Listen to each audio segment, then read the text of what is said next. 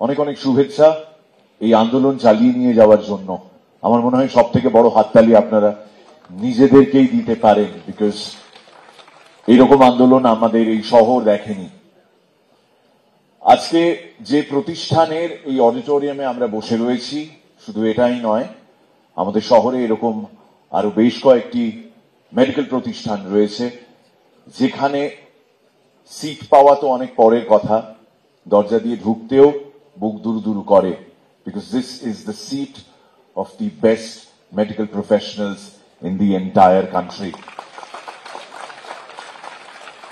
আজকে আমাদের সঙ্গে যৌথভাবে আন্দোলনে নেমেছেন অন্যান্য ডাক্তারি সংগঠনও। এখানে নিজের ব্যাপারে আমি একটা জিনিস পরিষ্কার করে দিই, আমি এখানে আমাদের শিল্পী বন্ধুদের কোনো ইউনিয়ন বা কোনো অ্যাসোসিয়েশনকে রিপ্রেজেন্ট করছি না। আমি ডক্টর কিঞ্জল নন্দর সঙ্গে ফোনে কথা বলার পর ডিসাইড করি এখানে আসবো, জাস্ট অ্যাজ এন ইন্ডিভিজুয়াল।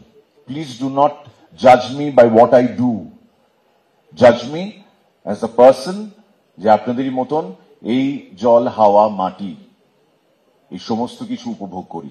এগুলোর অনেক ঋণ রয়েছে। আমার স্ত্রী একজন ডাক্তার। প্রত্যেক দিন, যবে থেকে এটা ঘটেছে, প্রত্যেক দিন আমরা ঘুম থেকে ওঠার পর ঘুমোতে যাওয়া পর্যন্ত এই একই জিনিস নিয়ে আলোচনা করে যাচ্ছি, which is creating a very negative environment at home. কিন্তু আমি বুঝতে পারছি এছাড়া আর কোনো উপায় নেই। আমার কন্যা গতকালই কয়েক মাস এখানে থেকে তারপর পড়াশোনা করতে দিল্লি চলে গেল। অদ্ভুত লাগে, আজ থেকে 3 বছর আগেও যখন প্রথম দিল্লি গিয়েছিল গ্রাজুয়েশনের কোর্স শুরু করার জন্য, তখন ওকে আমরা সবাই মিলে সাবধান করেছিলাম ওখানে কিন্তু রাত্রির বেলা যেখানে সেখানে সিনেমা দেখতে চলে যাবে না, শহরটা কিন্তু দিল্লি, কলকাতা নয়। যাত্রার সঙ্গে ঘুরতে চলে যাবে না, শহরটা কিন্তু দিল্লি, কলকাতা নয়। যেখানে সেখানে আড্ডা মারতে মারতে দেরি করবে না, শহরটা দিল্লি, কলকাতা নয়। আমাকে এইবার আমার মেয়ে প্রশ্ন করেছে, তুমি এবার কি বলবে? আমি কোনো উত্তর দিতে পারিনি। But having said that, আমার এখনো মনে হয় অনেকটা পজিটিভিটি বাকি রয়েছে। অনেক মানুষ যাদের কোনোদিনও মেরুদণ্ড ছিল না, তাদের মেরুদণ্ড ফাইনালি দেখা যাচ্ছে বাইরে থেকেও।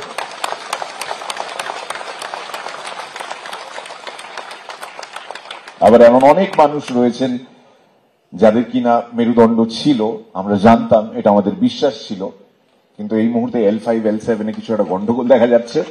তারা ঠিক করে উঠে দাঁড়িয়ে সত্যি কথাটার পাশে দাঁড়াতে পারছেন না।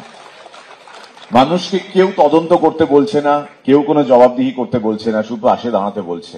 যে মিটিং মিছিল নিয়ে আমাদের শহর জেরবার থাকতো একটা সময়, এবং আমরা উষ্মা প্রকাশ করতাম, আমরা বিরক্তি সূচক শব্দ ব্যবহার করতাম, গালাগাল দিতাম, আজকে মানুষ ঘন্টার পর ঘন্টা ট্রাফিক জ্যামে আটকে থেকেও এই সহনশীলতার পরিচয় দিচ্ছেন, কারণ তারা জানেন এটা বৃহত্তর স্বার্থে। পরিশেষে শুধু এটুকু বলি যে আমার বেশ কিছু শিল্পী বন্ধু যারা সিনেমা, টেলিভিশন, থিয়েটার জগতের সঙ্গে যুক্ত, তাদের কাছে জনগণ জবাব চাইছে, কিন্তু তারা কোনো জবাব দিতে পারছে না, কারণ তাদের আনফর্চুনেটলি টিকিটটা অন্য কোথাও বাঁধা, এবং সেই টিকিট জোর আছে বলতে হবে।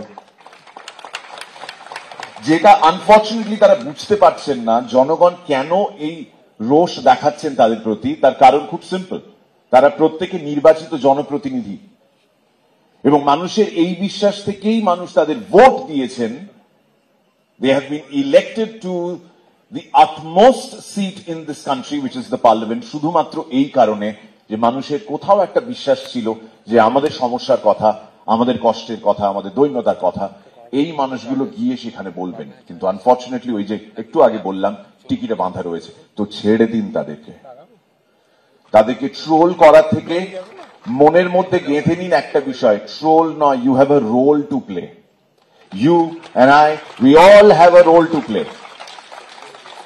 এই আন্দোলন, এটুকু তো আমরা দেখে স্পষ্ট বুঝে গেছি, এটা কয়েকদিনের আন্দোলন নয়, এটা কোনো হুজুগ নয়। এটাকে যারা হুজুগ বলছেন, যারা ছোট করার চেষ্টা করছেন, তাদেরকে সামনে দেখলে থুতু ছেটাবেন তাদের মুখে। যাদের সত্যি কথা বলার দৃঢ়তা নেই, এই মনুষ্যত্ব বোধটা নেই, তারা কোনোভাবেও শিল্পী নন। তারা কি করছেন আমি জানি না। বাট ছেড়ে দিন তাদেরকে, তাদেরকে ক্ষমা করে দিন। ক্ষমা যাদেরকে করবেন না তাদের বিরুদ্ধেই এই আন্দোলন চলছে, এই আন্দোলন চলুক। কোভিড এর সময় আমাদের প্রত্যেকে সমবেতভাবে মনে হয়েছিল ডাক্তারবাবু ছাড়া আমাদের চলবে না। আমি আমার ওয়াইফের ফোনটা কোভিড এর পর থেকে দেখেছি কোনোদিন সাইলেন্ট হয়নি, এবং সেই যে জেনারেল মোডে দিয়ে রেখেছে আজও জেনারেল মোডেই রয়েছে। তো আমরা সবাই মিলে ডাক্তারদের পাশে দাঁড়াই। এইটুকু কৃতজ্ঞতা বোধ যদি কোনো ডাক্তার আপনাকে সর্দি, হাঁচি, কাশি বা অন্য কোনো ব্যারাম থেকে আপনাকে বা আপনার পরিবারের কোনো সদস্যকে সুস্থ করে দিয়ে থাকে, তার প্রতি কৃতজ্ঞতা বোধ থেকে প্লিজ ডাক্তারদের পাশে দাঁড়ান। এই পাশে দাঁড়ানোটা খুব খুব ইম্পর্টেন্ট।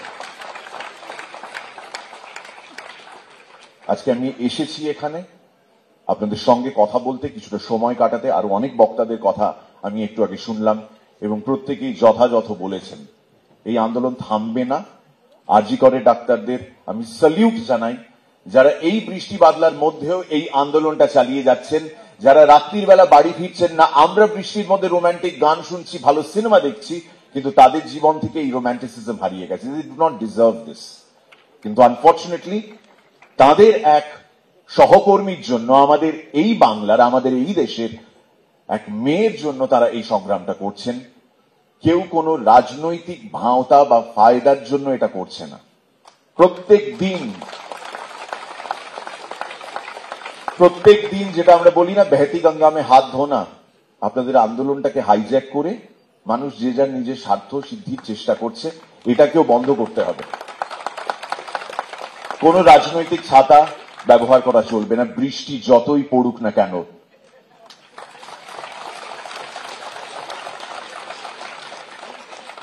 এই আন্দোলন, এই বিপ্লব আমাদের সবার তরফ থেকে।